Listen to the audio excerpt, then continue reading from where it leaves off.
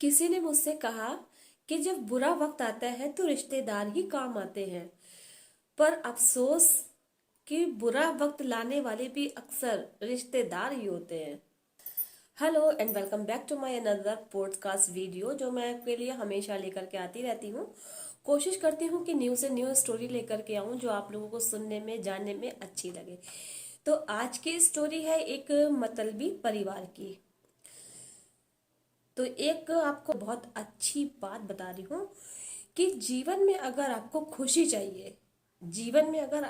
खुशी चाहिए तो सबसे पहले मतलबी परिवार को नजरअंदाज करना सीख लो। मतलबी रिश्तेदारों को नजरअंदाज करना सीख लो। खुशी अपने आप आपके द्वार पे खट खट खट आएगी। तो चलिए स्टार्ट करते हैं आज का पॉडकास्ट वीडियो। तो जैसा कि मैंने आपको बताया कि आज की जो स्टोरी है, रियल स्टोरी, सच्ची कहानी, वो है दो परिवारों की जो कि एक मतलबी परिवार की है। दो परिवार को बीच में जो एक मतलबी परिवार था उनकी आज स्टोरी लेकर के आई हूँ। एकदम रियल स्टोरी है, ध्यान से सुनिएगा। तो होता क्या है कि एक परिवार होता है और उसमें जो घर के मुखिया होते हैं वो सरकारी जॉब में होते हैं, और जो दूसरा मतलबी परिवार होता है उसमें जो होता है प्राइवेट जॉब होता है। अब उनके पास भी बच्चे थे और जो सरकारी जॉब करते थे उनके पास भी बच्चे थे। इसमें एक चीज और आपको बताना चाहूंगी कि ये स्टोरी एक मतलबी परिवार के साथ साथ एक ऐसे माता पिता की भी है जिन्होंने अपने बच्चों से ज्यादा दूसरों को अपना माना।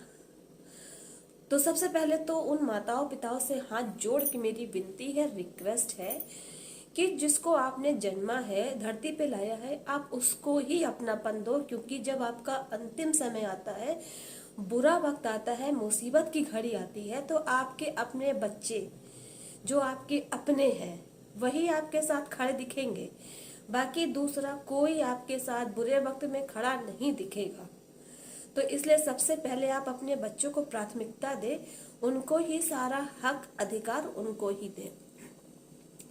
तो होता क्या है कि जो सरकारी जॉब में थे वो माता पिता जो थे वो अपने बच्चों से कहीं ज्यादा जो उनके रिश्तेदार थे उनके बच्चों को ज्यादा ही महत्व देते थे। इससे होता क्या था कि उनके खुद के बच्चों को अपने आप में ये चीज महसूस होती थी कि मेरे माता पिता कहीं ना कहीं हमें प्यार करते हैं। ऐसी बात नहीं है कि हमें प्यार नहीं करते हैं, लेकिन कहीं ना कहीं वो हमसे ज्यादा उन बच्चों को या उस घर के लोगों को महत्व देते हैं। तो एक तो ये चीज मन में आने लगी बच्चों के।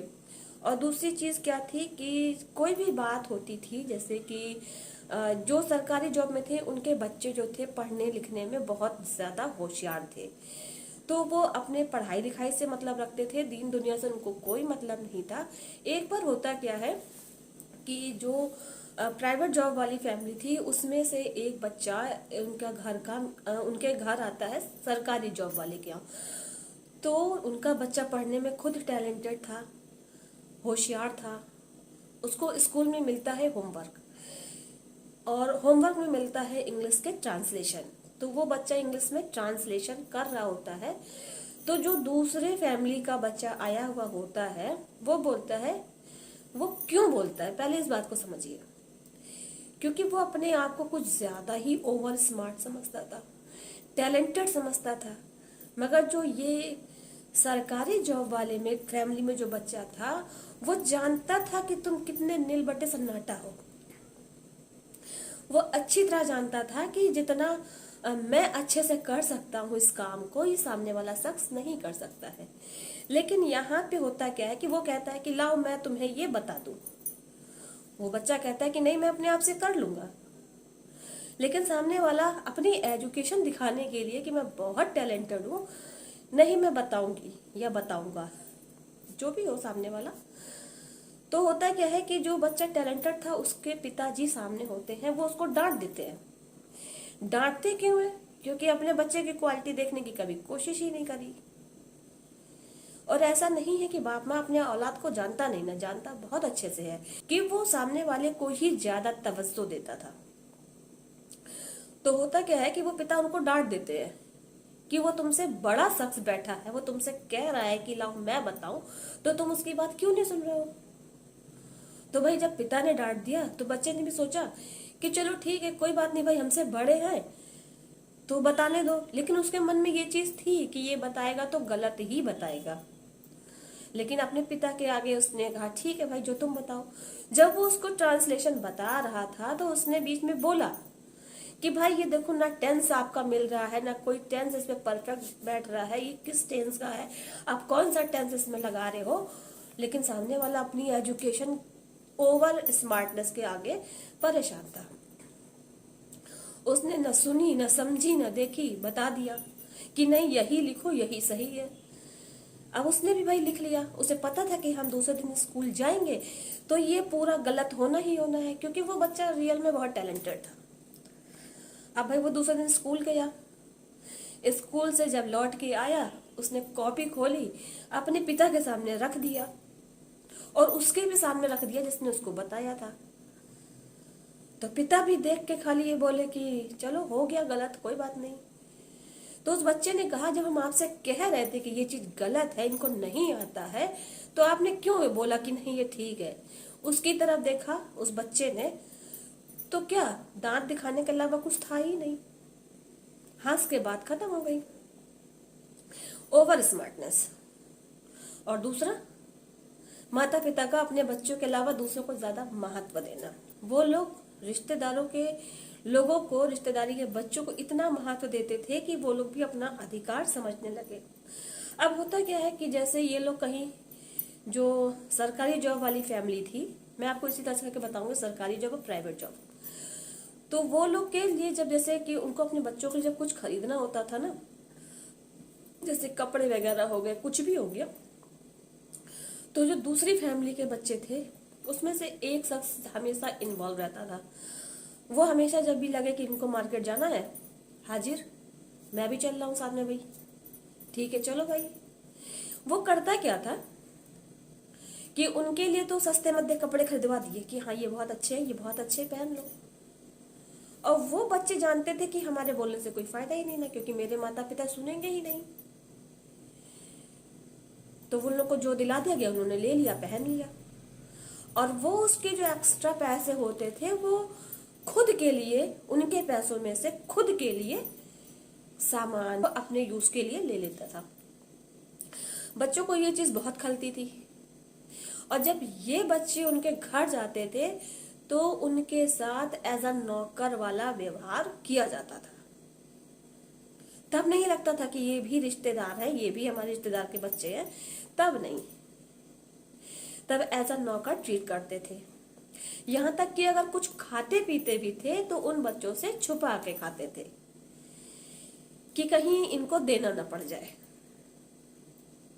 और दूसरी बात बताऊं, जब वो इनके घर आते थे तो करते क्या थे, जैसे इनके घर में मैंने आपको बताया भी था ना कि रिश्तेदारों को आप कितना भी राशन, पानी, दुनियादारी कुछ भी आप दे दो, वो कभी भी आपके लिए खड़े नहीं होंगे।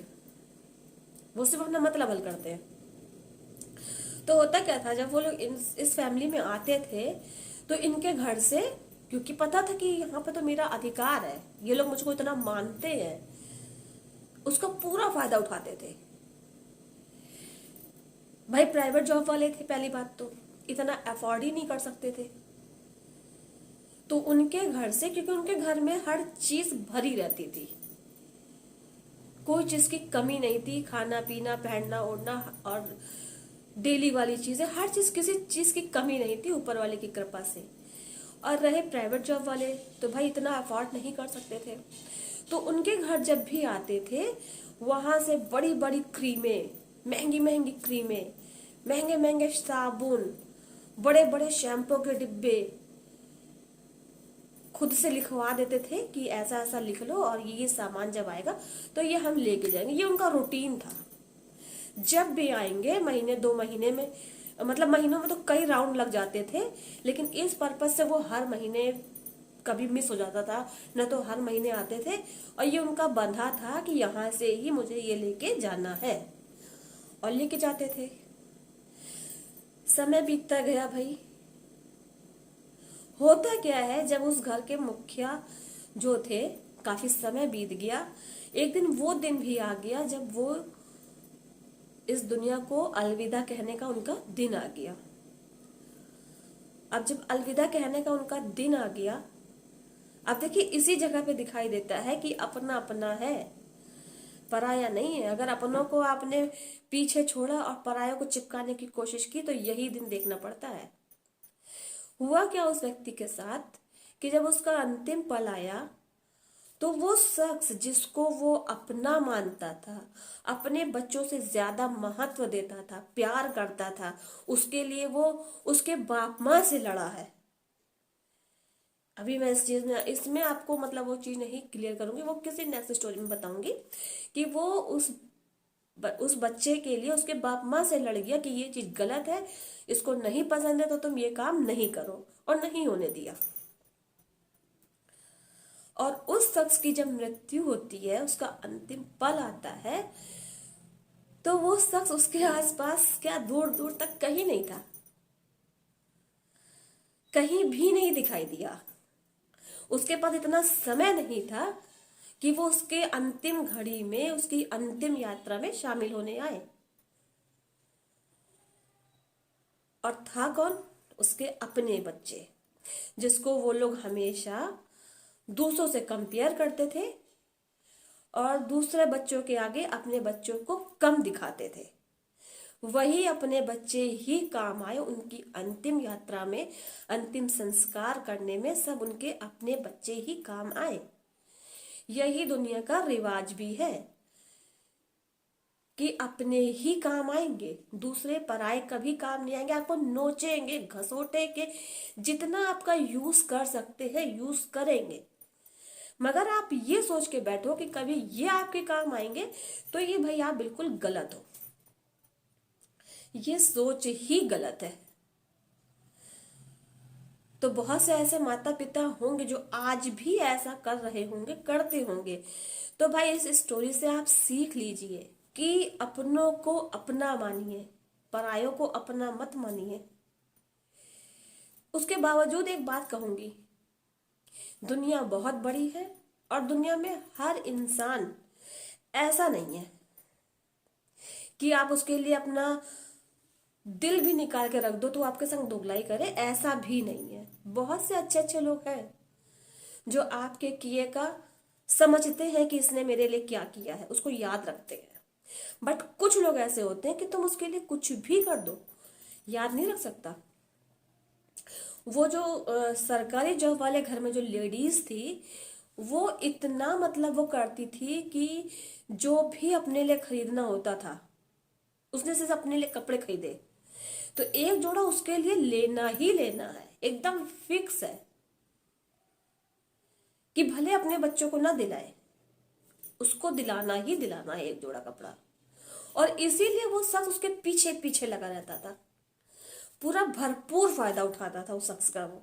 तो ये काम आप दूसरे के लिए कर रहे हो, कपड़े दूसरों को दिला रहे हो या कुछ भी सामान आप दूसरों को दिला रहे हो, तो वो अपने बच्चों के लिए कर सकते हो ना, क्यों दूसरों के लिए करना? बे औलाद हो अगर आप, तो आप बिल्कुल करिए, क्योंकि अंदर से मन करेगा कि हम किसी बच्चे के लिए ऐसा करें वैसा करें। लेकिन अगर आपके पास भगवान ने खुद बच्चे दिए हुए हैं तो क्या जरूरत है दूसरों को करने की? करो, ये नहीं कह रही कि मत करो, करो, लेकिन जब अपने बच्चों का बिल्कुल अच्छे से कर लो, उनकी कोई भी कमी ना हो उनके पास, तब आप दूसरों का करिए, भगवान आपको फल देगा। लेकिन अपने बच्चों का काट छाट के दूसरों को करना, इसमें कहीं आपकी अच्छाई नहीं है। तो बस इस वीडियो के माध्यम से मैं उन माताओं पिताओं से यही कहना चाहूंगी कि सबसे पहले आप अपने को देखिए, अपने परिवार को देखिए, क्योंकि ये जो हमारा परिवार होता है ना, यही परिवार ही हमारे सुख दुख का साथी है। रिश्तेदार हमारे सुख दुख के साथी न थे, न है, न होंगे, कभी नहीं हो सकते। जो अपना परिवार होता है ना, वो छोटा सा ही सही, वही अपना सुख दुख का साथी होता है। अगर आपको चोट लगेगी तो आपकी औलाद ही आपको देखेगी, मरहम पट्टी वही करेगी। जिनके ऊपर आपने नोट लुटाए है वो कभी आपका साथ नहीं देंगे। इसलिए अपना और अपनों का ख्याल रखिए, अपनों में खुश रहिए, दूसरे के पीछे भागने की जरूरत नहीं है। अपने बच्चों को देखिए, अपने आप को देखिए, आपकी जिंदगी स्वर्ग बन जाएगी। और अगर ऐसे मतलबी परिवार के चक्कर में आप फंसे तो आपकी जिंदगी को नरक बनते बिल्कुल भी टाइम नहीं लगेगा। तो तो बस आज की स्टोरी को यहीं पे खत्म करूंगी। पसंद आए तो लाइक करना, और ऐसे ही प्यारे प्यारे से न्यू न्यू स्टोरी जानने के लिए मेरे चैनल को भी सब्सक्राइब करना। मिलूंगी नेक्स्ट वीडियो में नेक्स्ट स्टोरी के साथ।